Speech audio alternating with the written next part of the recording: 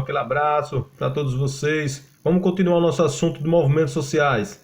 Vamos lá, na aula passada nós estudamos sobre os movimentos sociais, vimos como eles são importantes, como eles são também diversos, né, por diversos temas. Vamos ver agora, vamos observar agora a característica dos movimentos sociais, aí na página 269.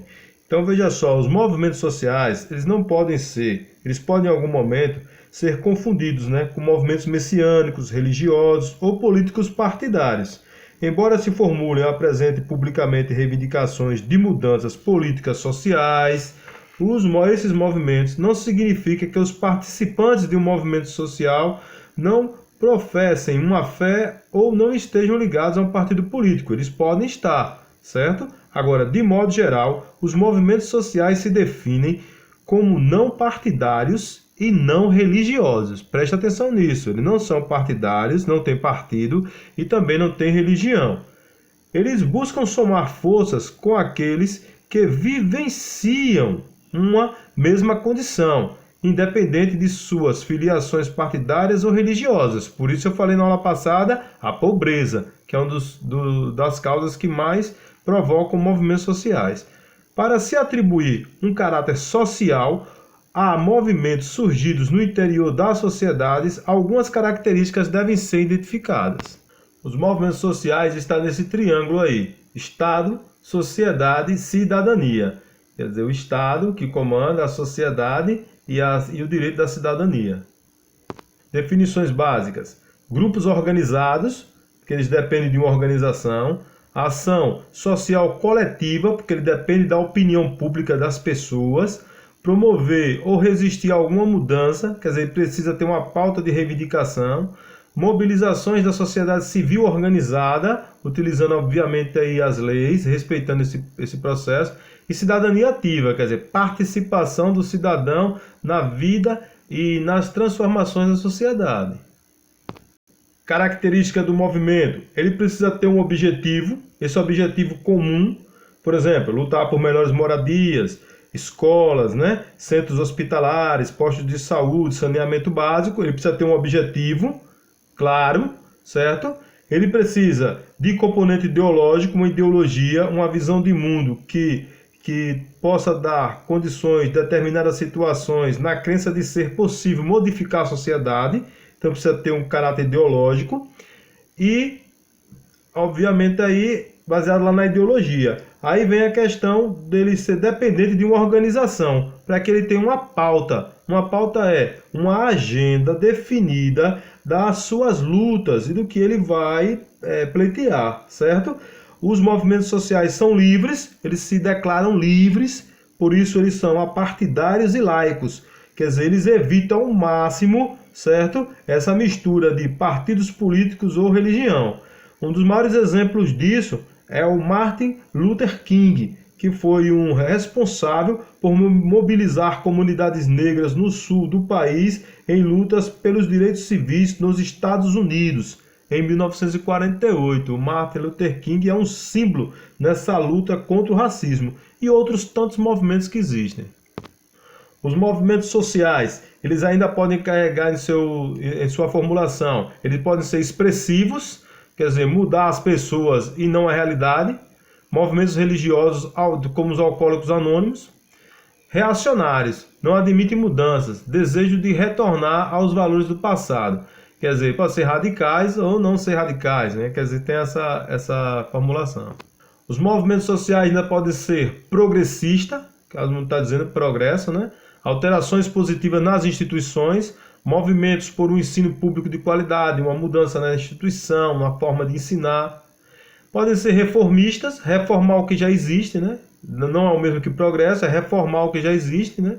A defesa de mudanças graduais na sociedade, como os movimentos feministas, quer dizer, uma reforma na ideia de ver que a mulher já está inserida na sociedade, né? Mas tem que fazer uma reforma, né? Melhorias nas relações com o trabalho, com acesso ao emprego e outras tantas questões.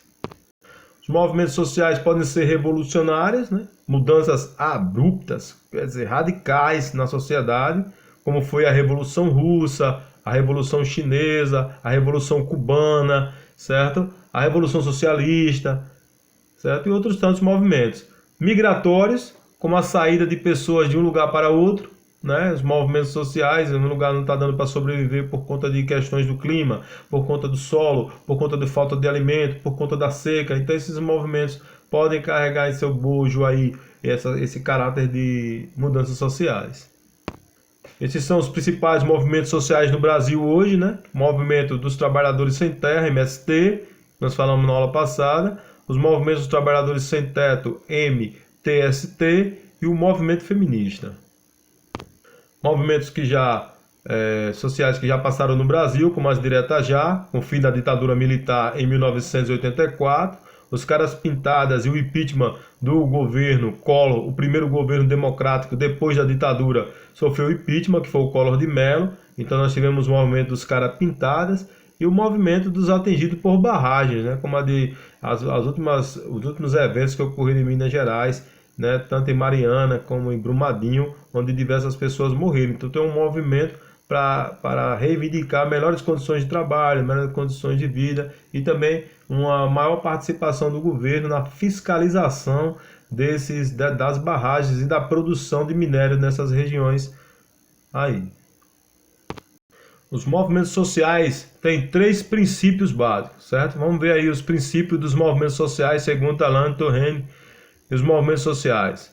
Segundo o Alain, há 3 princípios que devem ser encontrados em todo o movimento social. Os princípios de identidade, de oposição e de totalidade. Princípio da identidade.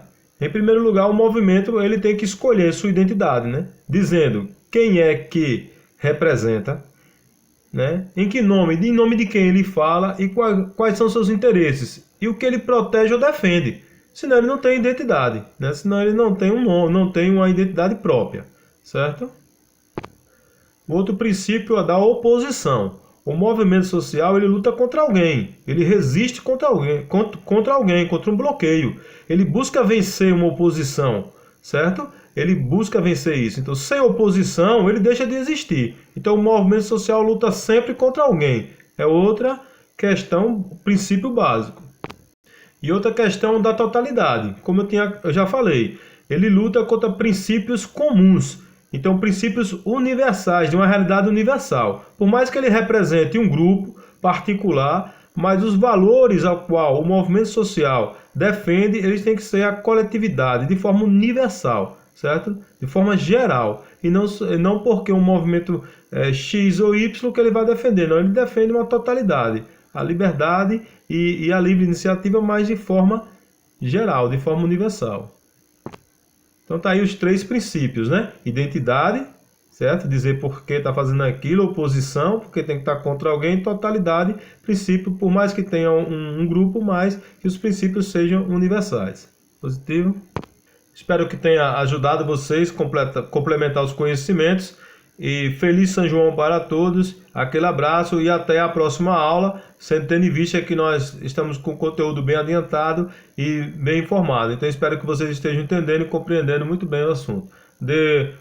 Deixa seu recado, deixa o seu like lá, seu comentário e diga o que você está achando das aulas e também o que nós podemos melhorar nesse sentido, certo? Feliz São João para vocês, aquele abraço a todo mundo.